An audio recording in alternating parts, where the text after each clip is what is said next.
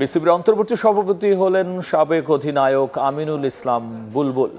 Board সভায় সিদ্ধান্তে senior সহসভাপতি নাজমুল আবেদিন ফাহিম এই মুহূর্তে মিরপুর শেরে-ই-বাংলা জাতীয় ক্রিকেট স্টেডিয়ামে আছেন। রিপোর্টার মাহবুব রিমন সবশেষ জানতে সরাসরি যাচ্ছি তার কাছে। বাংলাদেশ ক্রিকেট বোর্ডের ১৬তম সভাপতি হিসেবে কিন্তু কিছুক্ষণ আগে আনুষ্ঠানিকভাবে দায়িত্ব নিয়েছেন আমিনুল ইসলাম বুলবুল, এবং যে প্রক্রিয়া আসলে ফারুক আহমেদ ২১শে আগস্ট গেল বছরের দায়িত্ব নিয়েছিলেন সেই একই প্রক্রিয়া, অর্থাৎ জাতীয় ক্রীড়া পরিষদের কোটায় প্রথমে কাউন্সিলর নির্বাচিত হয়েছেন। এরপরে জাতীয় ক্রীড়া পরিষদ থেকে তাকে বিসিবির যে দুইজন পরিচালকের যে পদ ছিল সেই পদে তাকে মনোনীত করে। এরপরে যে বিসিবির যে মিটিং, সেই মিটিং শেষে কিন্তু আমিনুল ইসলাম বুলবুলকে আনুষ্ঠানিকভাবে বাংলাদেশ ক্রিকেট বোর্ডের সভাপতি হিসেবে ঘোষণা করে।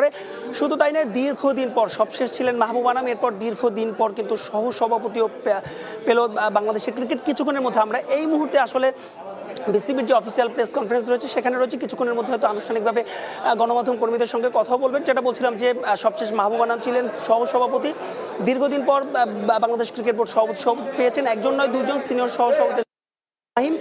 এর বাইরে আরও একজন সভাপতি হয়েছেন, তিনি হচ্ছেন ফাহিম সিনহা। জানেন যে ১০ জনের বোর্ড, সব মিলিয়ে ১০ জন পরিচালক এই বোর্ডে, এবং সবাই কিন্তু আজকের যে সভা সে সবাই উপস্থিত ছিলেন না। নাজমুল আবেদিন ফাহিম কিন্তু ভার্চুয়ালি উপস্থিত ছিলেন।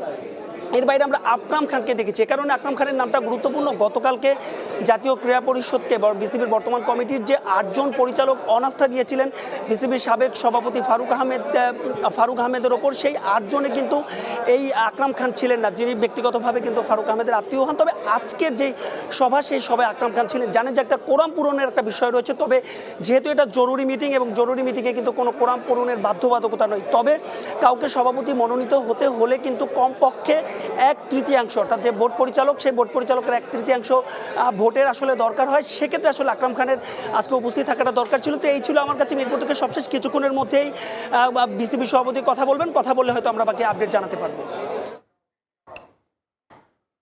বিসিবির অন্তর্বর্তী সভাপতি হলেন সাবেক অধিনায়ক আমিনুল ইসলাম বুলবুল। আর এই খবরের সবশেষ নিয়ে আমরা সরাসরি ছিলাম মিরপুর শেরে-ই-বাংলা জাতীয় ক্রিকেট স্টেডিয়ামে।